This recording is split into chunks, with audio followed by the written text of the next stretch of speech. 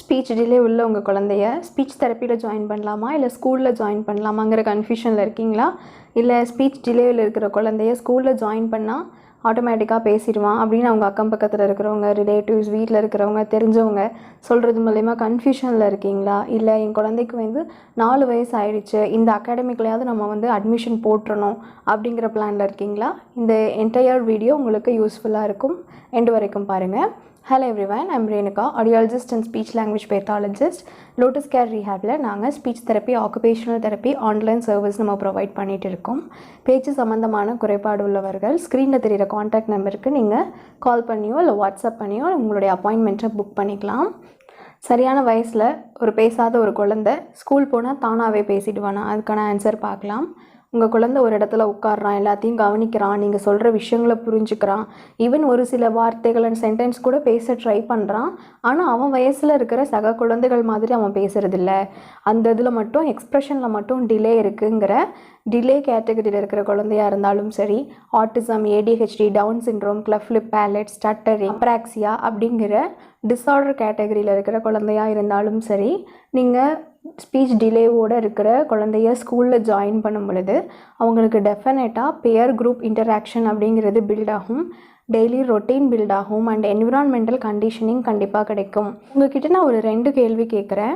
So இதில் எந்த ரீசனுக்காக உங்கள் குழந்தைய ஸ்கூலில் சேர்த்துருக்கீங்க, இல்லை ஸ்கூலில் சேர்க்கலாம் அப்படிங்கிற பிளானில் இருக்கீங்க அப்படிங்கிறத நீங்களே அனலைஸ் பண்ணிக்கோங்க. என் குழந்தைக்கு ஸ்பீச் டிலே இருக்குது, அவன் ஸ்கூல் போனால் தான் பேசுவான், அதனால நான் ஸ்கூலில் போடணும் அப்படிங்கிற பிளானில் இருக்கீங்களா? என் குழந்தை பேசாமல் இருக்கிறதெல்லாம் ஒரு பிரச்சனை இல்லை, அவனுக்கு 4 வயசு ஆயிடுச்சு, என் பக்கத்து வீட்டில் இருக்கிற எல்லா குழந்தையும் ஸ்கூல் போகிறாங்க இவன் ஏஜில், இவன் மட்டும் வீட்டில் இருக்கான், 4 வயசு ஆயிடுச்சு, ஸ்கூலில் போய் ஜாயின் பண்ணணும், 4 வயசுனால் போகணும் தானே, அதனால தான் நாங்கள் ஸ்கூலில் ஜாயின் பண்ணுறோம் அப்படின்னு சொல்கிற பேரண்ட்ஸாக இருந்தாலும் சரி, இந்த 2 ரீசனில் எந்த காரணத்துக்காக நீங்கள் உங்கள் குழந்தைய ஸ்கூலில் போட்டாலும் உங்கள் குழந்தைக்கு ஸ்பீச் டிலே இருக்குது அப்படின்னா இது ஒரு ப்ராமினெண்ட்டான சைன் தட் உங்கள் குழந்தையுடைய மூளை வளர்ச்சியில் ஏதோ ஒரு சில மாற்றம் இருக்குது. ஸோ பேரண்ட்ஸ் உங்களுடைய எக்ஸ்ட்ரா அட்டென்ஷன் அந்த குழந்தைக்கு தேவைப்படுது. கம்யூனிகேஷன் அப்படிங்கிறது ஒரு ஃபண்டமெண்டல் ஸ்கில். ஸோ இது யாரோ ஒருத்தர் உட்கார வச்சு சொல்லி கொடுக்கறது மூலிமா வரப்போகிறது இல்லை. கம்யூனிகேஷன் அப்படிங்கிறது ஒரு என்விரான்மெண்டல் ஸ்டிமுலேஷன் மூலிமா தானாகவே அந்த பிரெயினில் ப்ராசஸ் ஆகக்கூடிய ஒரு விஷயம்.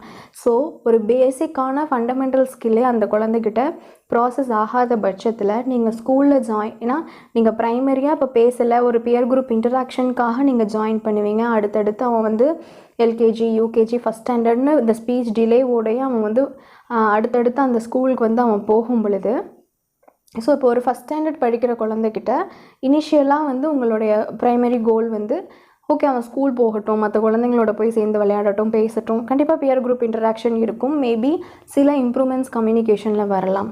ஸோ அடுத்து அவன் எல்கேஜி, யூகேஜி இல்லை ஃபஸ்ட் ஸ்டாண்டர்ட்லாம் போகும்பொழுது அந்த ஏஜ் லெவலுக்கு டீச்சருடைய எக்ஸ்பெக்டேஷன் எந்த மாதிரி இருக்குன்னு பார்த்தீங்கன்னா, அவன் ஒரு இடத்துல உட்காரணும், கவனிக்கணும், சக குழந்தைகள் மாதிரி எழுதணும், பென்சிலை பிடிச்சி எழுதுறது, வாசிக்கிறது, கேட்குற கொஷினுக்கு ஆன்சர் பண்ணுறது, பிஹேவியரெல்லாம் அப்ராப்ரியேட்டாக பிஹேவ் பண்ணுறது.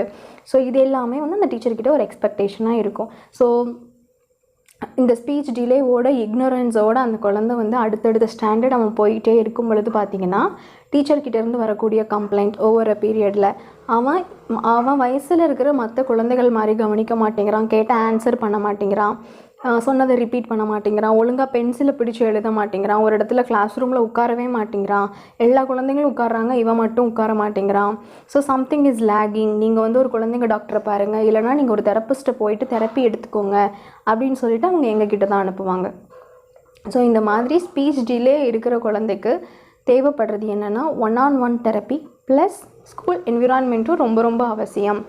ஸோ பை த டைம் அவங்க ப்ளே ஸ்கூல்லேருந்து எல்கேஜி, யூகேஜி, ஃபஸ்ட் ஸ்டாண்டர்ட்லாம் போயிட்டு அவன் தெரப்பிஸ்ட் கிட்ட வரதே ஒரு 6-7 வயசில் தான் வருவான். ஸோ இப்போ அந்த 6-7 வயசில் வர்ற குழந்தையுடைய பிரெயின் மெச்சூரேஷன் பீரியட் பார்த்திங்கன்னா பை த ஏஜ் ஆஃப் 5லேயே எண்ட் ஆகிடும்.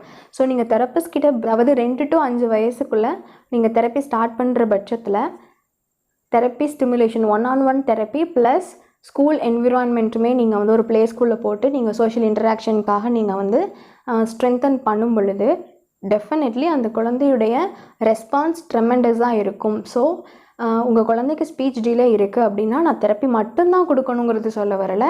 தெரப்பியோட ப்ரைமரியாக அந்த குழந்தைக்கு, பிகாஸ் ஏன்னா கம்யூனிகேஷன் அப்படிங்கிறது வந்து நம்மளுடைய வாழ்க்கைக்கு ரொம்ப முக்கியம். நம்மளோட தாட் ப்ராசஸை தெரிஞ்சுக்கிறது இது வந்து ஒரு ப்ரைமரியான ஸ்கில். அகாடமிக் ரீடிங் ரைட்டிங் இதெல்லாம் வந்து பார்த்திங்கன்னா ஒரு ஹையர் லெவல் ஆஃப், ஏன்னா அந்த ப்ரைமரியாக டெவலப் ஆகிறது தான் அடுத்தடுத்து வந்து ஹையராக வந்து reading writing calculation memory so இந்த லெவலில் வந்து போகும். ஸோ ஃபஸ்ட்டு இது டெவலப் ஆனால் தான் நீங்கள் ஹையர் லெவலுக்கு போக முடியும் இல்லைங்களா? ஸோ ஸ்பீச் டிலே இருக்கிற குழந்தைக்கு நீங்கள் ப்ரைமரியாக ஸ்பீச் தெரப்பியோடு சேர்த்து நீங்கள் ஒரு ப்ளே ஸ்கூலில் சோஷியல் என்விரான்மெண்ட்டுக்காக 1-on-1 therapy plus school environment இது ரெண்டையுமே நீங்கள் சேர்த்து ப்ரொவைட் பண்ணும் பொழுது அந்த குழந்தையுடைய அவுட்கம் ஃபார் பெட்டராக இருக்கும்.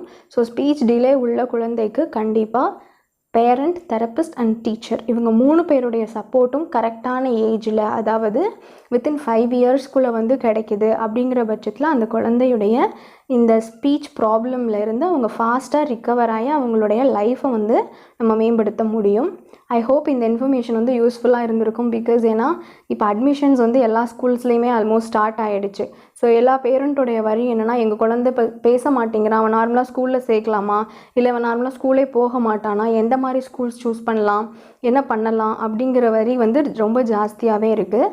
ஸோ ஸ்பீச் டிலே உள்ள குழந்தைக்கு நான் கொடுக்குற சொல்யூஷன் என்னென்னு வந்து பார்த்தீங்கன்னா, நீங்கள் 1-on-1 ஸ்பீச் தெரப்பியும் ஸ்டார்ட் பண்ணுங்கள், சைமல்டேனியஸ்லி ஸ்கூல்லையும் நீங்கள் ஜாயின் பண்ணுங்கள்.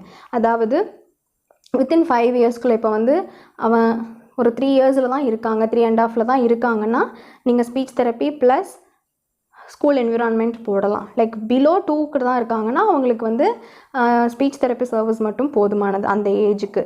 பட் அபோவ் 7க்கு மேலே இருக்காங்கங்கிற பட்சத்தில் அவங்களுக்கு வந்து டெஃபினெட்லி நீங்கள் இன்டென்சிவான கேர் வந்து எடுத்துக்கிட்டு நீங்கள் வந்து பார்க்குறது ரொம்ப நல்லது.